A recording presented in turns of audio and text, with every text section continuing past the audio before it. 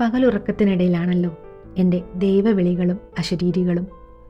2024 അവസാനത്തെ 25-ാം തീയതി തിരുപ്പിറവിയും ആഘോഷിച്ച് പായസത്തിൻ്റെ മത്തിൽ കിടന്നുറങ്ങിയപ്പോഴാണ് 24 അവസാനത്തേതെന്ന് തോന്നുന്ന സ്വപ്നം കണ്ടത്. പതിയെ ഉറക്കത്തിൽ വഴുതി വീണതിൻ്റെ അടുത്ത നിമിഷത്തിൽ ചുറ്റും മഞ്ഞു പരന്നു, കാഴ്ചയെപ്പോലും മങ്ങിപ്പിച്ച്. ആകെ മഞ്ഞുകണങ്ങൾ. മഞ്ഞുകൊണ്ടുള്ള തിരുവസ്ത്രമിട്ട് ഒരാൾ എൻ്റെ അരികിലേക്ക് നടന്നു വന്നു. ഞാൻ വിളിച്ചു, യേശു.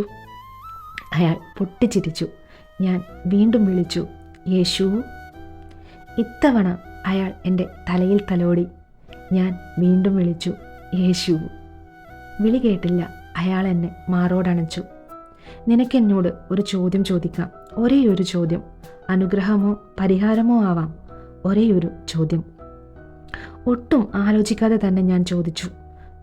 വെറും 30 വെള്ളിക്കാശിന് ചതിക്കുമെന്നറിയാമായിരുന്നുവെങ്കിൽ യൂദാസിനെ നിങ്ങൾ സ്നേഹിക്കുമായിരുന്നോ? അയാൾ പൊട്ടിച്ചിരിച്ചു. അയാളുടെ ചിരിയിൽ അയാളും ഞാനും കുലുങ്ങി. നിർത്താതെ ചിരിച്ചു. നെഞ്ചിലെ തിരുമുറിവിൽ നിന്ന് ചോരയൊഴുകാൻ തുടങ്ങി, തുള്ളികളായി തുള്ളികളായി തുള്ളികളായി. ഇത് ഞാൻ അവർക്ക് നൽകിയ സ്നേഹമാണ്. കണ്ടില്ലേ, ഇപ്പോഴും തുടരുന്നു. 30 വെള്ളിക്കാശിന് മുൻപേയും പിൻപേയും. അയാൾ കൂടുതൽ സ്നേഹത്തോടെ എന്നെ മാറോടണച്ചു. ആ നിമിഷം എൻ്റെ നെഞ്ചിലെ മുറിവും തിരുമുറിവായി.